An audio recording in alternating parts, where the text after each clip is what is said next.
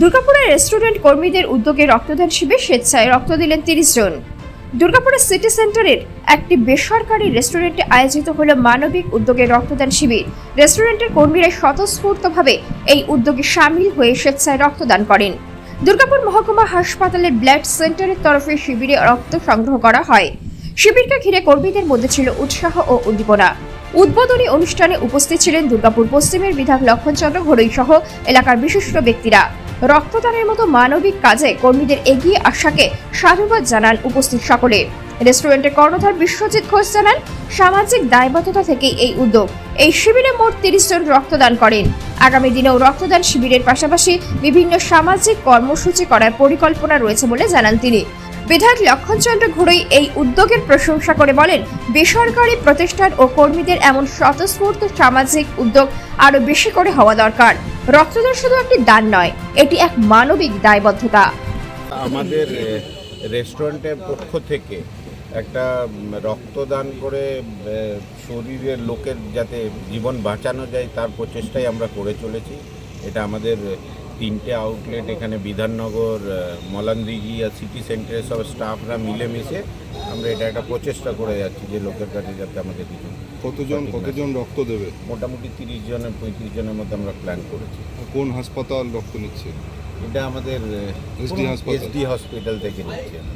এরকম মানে রেস্টুরেন্টের তো খাওয়া দাওয়া হয়, সেই জায়গায় রক্তদান শিবির, এটা আমরা চেষ্টা করে যাচ্ছি মানুষের কাছে যাতে পৌঁছানো যায়, একটা ভালো উদ্দেশ্য নিয়ে করে যাচ্ছি।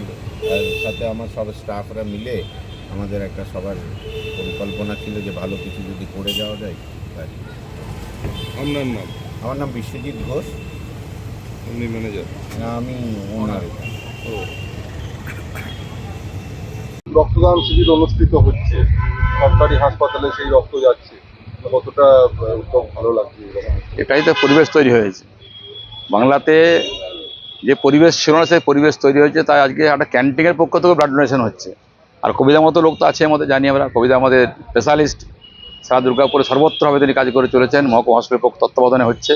আর ক্যালকাটা ক্যান্টিনের পক্ষে উদ্যোক্তা নেওয়া হয়েছে। অনেকেই এখানে ব্লাড ডোনেশন শুরু হয়ে গেছে, অনেকে দিচ্ছেন। এটাই সময়োপযোগী কার্যক্রম। এখানে দুর্গাপুর এই মুহূর্তে মেডিকেল হাব। আজকে ঝাড়খণ্ড থেকে শুরু করে দুর্গাপুর এই বিস্তীর্ণ যে এলাকা আড়বঙ্গের 8-10টি জেলায় চিকিৎসার জন্য আসেন। তাই মানুষের রক্তের সবসময় সমস্যা হয়। তাই আজকে সর্বস্তর সমাজের লোকরা এগিয়ে আসছেন, তারা রক্তদান দিচ্ছেন। এই যে রক্তদান জীবনদান বলি আমরা, এটা অত্যন্ত মহত্বপূর্ণ কাজ, গুরুত্বপূর্ণ কাজ। সেই কাজে অংশগ্রহণ করেছেন, সকলে মিলে করছেন। আর কবিতার মতো লোক আছে বলে এটা আরও সুন্দর করে হচ্ছে। আমরা খুব খুশি। তবে মানুষকে ধন্যবাদ জানাবো যারা ব্লাড দিচ্ছেন। যারা দেননি, অনুরোধ করবো আসুন, এগিয়ে আসতে হবে, মানুষের কাজে লাগতে হবে, সমাজের কাজে লাগতে হবে। আর এটা অত্যন্ত গুরুত্বপূর্ণ কাজ। সেই কাজে একসঙ্গে যদি কাজ করি, দুর্গাপুরের যে সমস্যা ছিল সেটা মিটে যাবে। এবং এটা সময়োপযোগী কার্যক্রম। আমি আসতে পেরে গর্বিত। এই কলকাতা ক্যান্টিনকে ধন্যবাদ জানাবো, তারা একটা সুন্দর একটা কার্যক্রম নিয়েছেন। কবিতা ধন্যবাদ জানাবো, বিধাননগর হসপিটালে যারা ডাক্তারবাবু আছেন ধন্যবাদ যে এই কার্যক্রম তারা নেওয়ার জন্য। আসুন সকলে মিলে দুর্গাপুর এগিয়ে নিয়ে যেতে হবে। দুর্গাপুরে আরও অনেক কিছু বাকি আছে, সে কাজ করতে হবে। সকলে মিলে সে কাজ যদি করি তবেই দুর্গাপুর কিন্তু এগিয়ে যাবে। আমি এইটুকু খুশি আজকে আসতে পেরে এই কার্যক্রমে। ধন্যবাদ। আরেকটা কোশ্চেন হচ্ছে